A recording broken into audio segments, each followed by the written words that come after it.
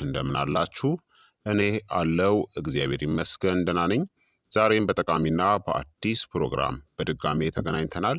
በዛሬው የጤና ፕሮግራማችን ላይ የምንመለከተው አብዛኞቻችን ሳናውቀው ኩላሊቶቻችንን የሚጎዳ በየቀኑ የምናደርገውን የማይሆን እናም መጥፎ ኩላሊቶቻችንን የሚገል ልማዶችን በዚህ ቪዲዮ ላይ እነግራችኋለሁኝ።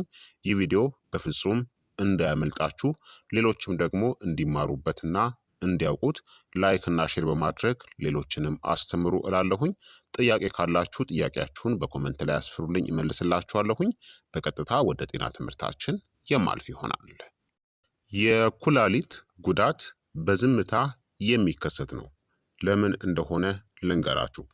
ኩላሊቶቻችን ዝምተኛ የሆኑ ሰራተኞች ናቸው። ቆሻሻን ያጠራሉ፣ ፈሳሽን ያመጣጥናሉ፣ የደም ግፊትን ይቆጣጠራሉ፣ አጥንቶቻችንንም ይጠብቃሉ፣ እንዲሁም ቀይ የደም ሴሎችም እንዲመረቱ ይረዳሉ። ይህን ሁሉ ታዲያ የሚያደርጉት በመጀመሪያ ደረጃ ላይ ምንም አይነት ህመምን ሳይፈጥሩ ነው። ከ70% በላይ የሚሆነው የኩላሊት ጉዳት በዝምታ የሚከሰት ሲሆን ምልክቶችን የሚያሳየው ከ60 እስከ 70% የሚሆነው የኩላሊታችን ስራ ቀድሞውኑ ከተዳከመ በኋላ ነው። ለዚህ ነው ብዙ ሰዎች ሳያውቁት በየቀኑ ኩላሊቶቻቸውን የሚጎዱት፣ ጉዳቱ ከላቀ በኋላ ምልክቶችን ስለሚያሳይ ማለት ነው። ታዲያ አብዛኞቻችን በየቀኑ የምናደርገው ሳናውቀው ኩላሊቶቻችንን የሚጎዳ ወይም ደግሞ የሚያበላሽ መጥፎ ድርጊትን እነግራችኋለሁኝ። እንዴት አድርጋችሁ እንደምታስወግዱም እነግራችኋለሁኝ። አንደኛ፣ ውሃን በትክክለኛው መንገድ አለመጠጣት ነው። ይህ አብዛኞቻችን የምናደርገው ነው። ውሃ የምትጠጡት ሲጠማችሁ ብቻ ነው። በስራ በምትወጠሩባቸው ቀናት በጣም ትንሽ ትጠጣላችሁ። እንዲሁም ቀኑን ሙሉ ከማከፋፈል ወይም ደግሞ በመጠኑ ትንሽ ትንሽ በየሰዓቱ ከመጠጣት ይልቅ በአንዴ ብዙ ጊዜ ወይም ብዙ መጠንን ትጠጣላችሁ። ይህ ሁላ ስህተት ነው። ይህ ኩላሊቶቻችንን ይጎዳል፣ ደም እንዲወፍር ያደርጋል፣ በሽንት ውስጥ ያሉ መርዛማ ነገሮችም እንዲከማቹ ያደርጋል፣ ኩላሊቶች ከአቅም በላይ እንዲሰሩም ያስገድዳል፣ የኩላሊት ጠጠር የመፈጠር እድልንም ይጨምራል። ታዲያ መፍትሄው ቀኑን ሙሉ ውሃ በትንሽ በትንሹ መጠጣት። ፈዘዝ ያለ ቢጫ ሽንት ካላችሁ ጥሩ የፈሳሽ መጠን አላችሁ ማለት ነው። ሽንታችሁ ደግሞ ደማቅ የሆነ ቢጫ ከሆነ ውሃ አጥሯችኋል ማለት ነው። በሞቃት አየርና ስፖርት ስትሰሩ የውሃ መጠንን ደግሞ መጨመር ያስፈልጋል። ከመጠን በላይ የሆነ ውሃን ደግሞ በአንድ ጊዜ በግድ አትጠጡ። በመጠኑ ቀስ እያላችሁ እየከፋፈላችሁ መጠጣት ያስፈልጋል ማለት ነው። በቀን ከ8 እስከ 10 ብርጭቆ ከጠጣችሁ በቂ ነው። ሁለተኛ፣ የህመም ማስታገሻዎችን አብዝቶ መጠቀም ነው። ይህ ዝምተኛው የኩላሊት ገዳይ ነው። የተለመዱ መድኃኒቶች የምንላቸው አይቡፕሮፊን፣ ዲክሎፊናክ፣ ናፕሮክሲን እናም ፓራሲታሞልን በተደጋጋሚ አላግባብ መጠቀም ኩላሊቶቻችንን ይገላል። ይህ የህመም ማስታገሻዎች ወደ ኩላሊት የሚሄደውን የደም ፍሰትን ይቀንሳሉ። ይህም የኩላሊት ሴሎች ኦክስጅን እንዲያጡ በማድረግ ቀስ በቀስ ለከፍተኛ የኩላሊት ጉዳት ይዳርጉናል። ታዲያ እውነተኛው አደጋ በየቀኑ የምትጠቀሙ ከሆነ በባዶ ሆድ መጠቀምና ከፈሳሽ እጥረት ወይም ደግሞ ከአልኮል ጋር እነዚህን መድኃኒቶችን መቀላቀል ከባድ የሆነ ጉዳትን ያስከትላል። መፍትሄው ታዲያ በጣም አስፈላጊ ሲሆን ብቻ መጠቀም፣ በፍጹም ደግሞ ከፈሳሽ እጥረት ጋር አታገናኙት። እንዲሁም ያለ ሕክምና ምክር ለረጅም ጊዜ መጠቀምን አስወግዱ። ሶስተኛ፣ ሳታውቁ ጨውን አብዝታችሁ መጠቀም ነው። ይህ የተደበቁ የጨው ምንጮች በጣም ጎጂ ናቸው። በተለይ ሳታውቁት የታሸጉ ምግቦችን የምትጠቀሙ ከሆነ ፓስታ፣ እንደ ኢንስታንት ኑድል ያሉ ምግቦች፣ ዳቦ እና ሶሶች እንዲሁም ደግሞ የሆቴል ምግቦች ከፍተኛ የሆነ ጨው አላቸው። ስለዚህ ኩላሊቶቻችንን ይጎዱታል። ጨው የደም ግፊትን ይጨምራል፣ የኩላሊት ማጣሪያዎችንም ይጎዳል፣ እንዲሁም በሽንት ውስጥ የፕሮቲን መፍሰስንም ያስከትላል። መፍትሄው ታዲያ ጨውን ከመጨመራችሁ በፊት ምግባችሁን ቅመሱ። በጨው ፋንታ ደግሞ ቅመማ ቅመሞችን፣ ነጭ ሽንኩርትንና ሎሚን ተጠቀሙ።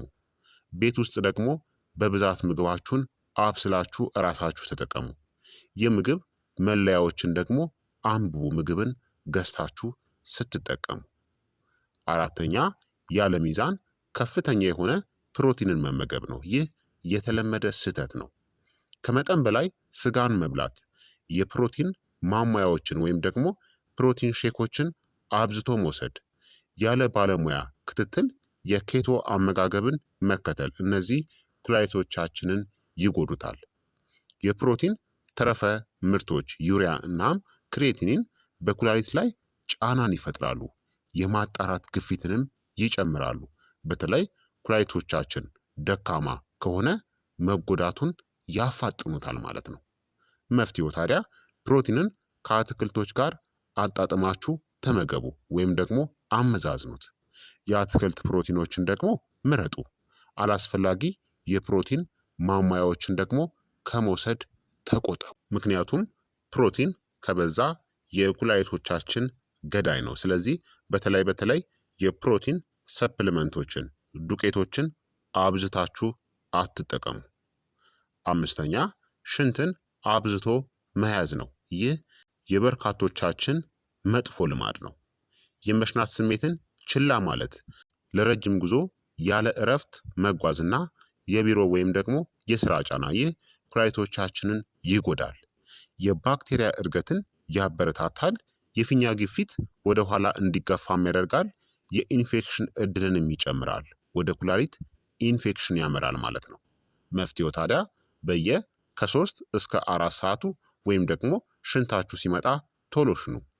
የመሽናት ስሜትን በፍጹም አታዘግዩ። ፊኛችሁ ሙሉ በሙሉ መፍሰሱን ወይም ደግሞ ባዶ መሆኑን በመሽናት አረጋግጡ። ስድስተኛ ደካማ የሆነ የደም ስኳር ቁጥጥር ነው። መጠነኛ የስኳር መጨመር እንኳን ኩላሊቶቻችንን ይጎዳል። ብዙ ሰዎች ሳያውቁት ለስኳር በሽታ ተጋላጭ ናቸው። ይህ ኩላሊትን ይጎዳል። ከፍተኛ ስኳር ጥቃቅን የኩላሊት የደም ስሮችን ይጎዳል፣ ፕሮቲንን ያስወጣል፣ ጠባሳም ይፈጥራል፣ የኩላሊት ስራ ማቆምን ያመጣል ማለት ነው። መፍትሄው ታዲያ ስኳርና የተቀነባበሩ ካርቦሃይድሬትሶችን ቀንሱ። ከምግብ በኋላ ተራመዱ። በየዓመቱ የደም ስኳራችሁን ተመርመሩ። ሰባተኛ ከፍተኛ የደም ግፊትን ችላ ማለት ነው። የደም ግፊት ዝምተኛው አደጋ እናም ገዳይ ነው። ከፍተኛ የደም ግፊት ህመም ባይኖረውም የኩላሊት ማጣሪያዎችን ግን ቀስ በቀስ ያጠፋቸዋል። ኩላሊትን እንዴት ይጎዳል? የማያቋርጥ ግፊት የማጣሪያ ክፍሎችን ያቆስላል፣ የማጣራት ስራንም ይቀንሳል፣ የክሬቲንን መጠንንም ይጨምራል። መፍትሄው ታዲያ የደም ግፊታችሁን በየጊዜው ተለኩ፣ ጨውን ቀንሱ፣ ጭንቀትን ተቆጣጠሩ፣ በደንብ እንቅልፍ መተኛት ያስፈልጋል። ስምንተኛ የኃይል ሰጪ መጠጦች እናም ጣፋጭ መጠጦች ናቸው። ብርታት የምትሉት ማለት ነው። በተለምዶ ብርታት እያላችሁ ብዙዎቻችሁ ከሱቅ እየገዛችሁ ትጠጣላችሁ። ይህ ግን ኩላሊቶቻችሁን ገዳይ ነው። ይህ ከመጠን በላይ ካፌን፣ ስኳርና ፎስፈሪክ አሲድን ይዘዋል። በኩላሊት ላይ ያላቸው ተጽዕኖም የፈሳሽ እጥረት፣ የጠጠር መፈጠር፣ የደም ግፊት መጨመርና መርዛማ የንጥረ ነገር አለመመጣጠንን ያስከትላል። መፍትሄው ታዲያ ውሃ ወይም ደግሞ የኮኮናት ውሃን ምረጡ። ካፌንን ገድቡ። በየቀኑ የኃይል ሰጪ መጠጦችን ደግሞ አስወግዱ።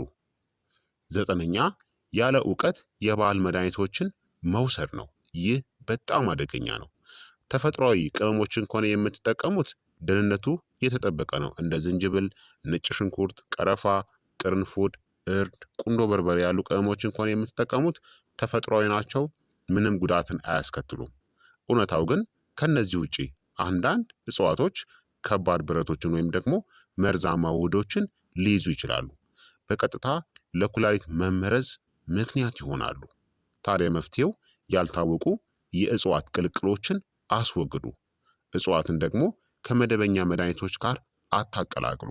ለረጅም ጊዜ ከመጠቀማችሁ በፊት ደግሞ ሐኪም ወይም ዶክተርን አማክሩ። አስረኛ እንቅልፍ ማጣትናም የማያቋርጥ ጭንቀት ነው። ደካማ እንቅልፍ የኮርቲሶል ሆርሞን እናም የደም ግፊትን ይጨምራል። በኩላሊት ላይ ያለው ተጽዕኖም የጭንቀት ሆርሞኖች ወደ ኩላሊት የሚሄደውን ደምን ይቀንሳሉ፣ የማጣራት ስራን ያውካሉ፣ ቀድሞ ያለን ጉዳትንም ያባብሳሉ። መፍትሄው ታዲያ በየቀኑ ከ7 እስከ 8 ሰዓታት መተኛት። የተስተካከለ የመኝታ ሰዓት ደግሞ ይኑራችሁ። ከመተኛት በፊት ደግሞ ስልክ ወይም ደግሞ ስክሪን መጠቀምን ቀንሱ። ስለዚህ እነዚህን መጥፎ ልምዶችን ማስወገድ ያስፈልጋል። ኩላሊቶቻችንን ይጎዳሉ በጊዜ ሂደት ማለት ነው። ታዲያ በፍጹም ችላ ሊባሉ የማይገቡ የኩላሊት በሽታ የቅድመ ማስጠንቀቂያ ምልክቶች የምንላቸው አረፋማ ሽንት፣ የእግር ወይም ደግሞ የፊት እብጠት፣ በሌሊት በተደጋጋሚ መሽናት፣ የማይለቅ ድካም፣ የወገብ አካባቢ ምቾት ማጣትና የሚያሳክክ ወይም ደግሞ የደረቀ ቆዳ ካላችሁ ምርመራ አድርጉ። በየቀኑ ደግሞ ኩላሊቶቻችሁን ለመጠበቅ ውሃን በተከታታይ ጠጡ። ጨውና የተቀነባበሩ ምግቦችን ቀንሱ። አላስፈላጊ የህመም ማስታገሻዎችን አስወግዱ። ስኳርና የደም ግፊታችሁን ተቆጣጠሩ። ሽንታችሁን ደግሞ አትያዙ። በደንብ እንቅልፍን ተኙ። በዘፈቀደ የሚወሰዱ ማሟያዎችን ወይም ደግሞ ሰፕሊመንቶችን አስወግዱ። በተለይ ከፍተኛ የሆነ የፕሮቲን ሼክ ወይም ደግሞ ማሟያዎችን አላግባብ አትጠቀሙ። በአጠቃላይ የኩላሊት ጉዳት ድንገት አይጀምርም። የሚጀምረው በዝምታ፣ በየቀኑ በትንንሽ ልማዶች ነው። ዛሬ ኩላሊቶቻችሁን መጠበቅ ማለት ነገ ከኩላሊት እጥበት ወይም ደግሞ ከዲያሊሲስ መዳን ማለት ነው። ስለዚህ ክቡራትና ክቡራን ተመልካቾቼ የዛሬው የጤና ትምህርት እንግዲህ ይህንን ይመስል ነበረ። እንደተማራችሁበትም ተስፋ አደርጋለሁኝ። ሀሳብ አስተያየታችሁ ደግሞ አይለኝ እላለሁኝ። ይህ የጤና ትምህርት ለበርካታ ሰዎች እንዲደርስ ሁላችሁም በቅንነት ላይክና ሼር በማድረግ ሌሎችንም አስተምሩ አሳውቁላለሁኝ። ጥያቄያችሁን በኮመንት ላይ አስፍሩልኝ። በቀጣይ የጤና ትምህርት እስከምንገናኝ እኔንም እናንተንም ቸር ያቆየን። መልካም ጊዜ፣ መልካም ቆይታ። ቻው ቻው።